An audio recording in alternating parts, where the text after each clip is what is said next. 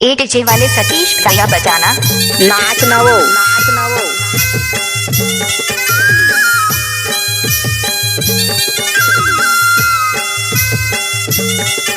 I love you.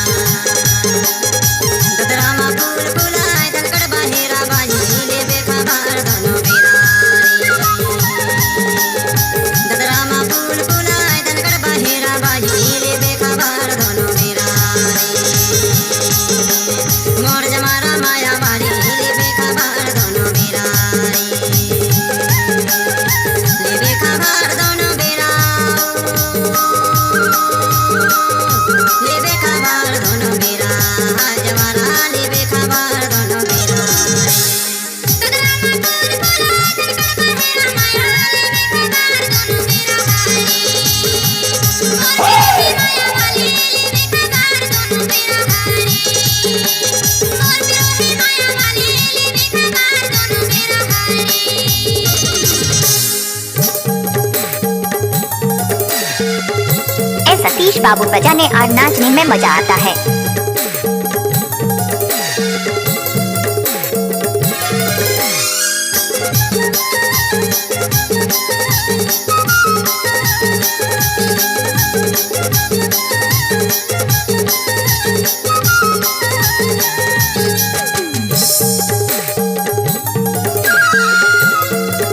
DJ DJ DJ Satish Satish Satish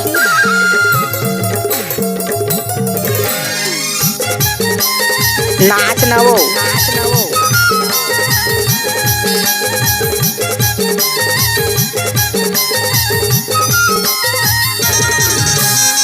अगीला बारा फुकेला फुके के जाने अबे जवारा लुकेला लुके के ओ ओए ओए अगीला बारा फुकेला फुके के जाने अबे जवारा लुकेला लुके के ओ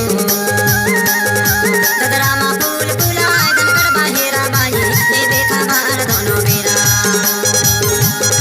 ददरामा फूल फुलाए दनकर बाहेरा बाई ले देखा बार दोनों मेरा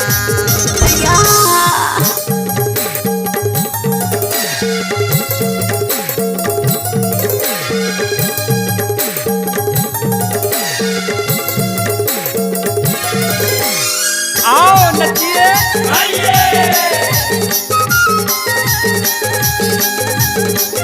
डीजे सतीश कुमार मरावी के कांचलनी फूल टोला वाले।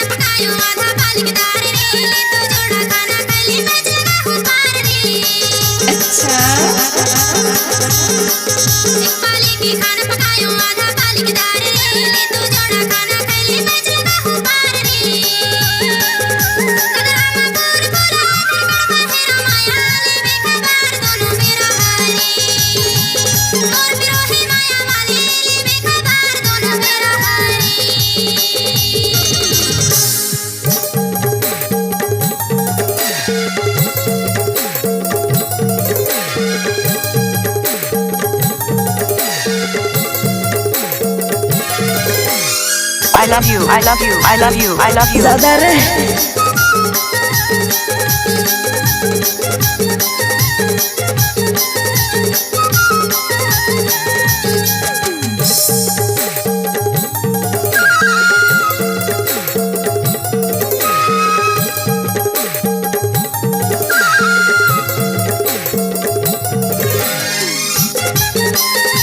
क्या नाम है आपका?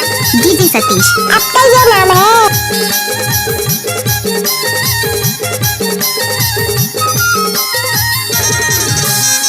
हमारा लगे है काया है वो पर बाजी लगे है माँ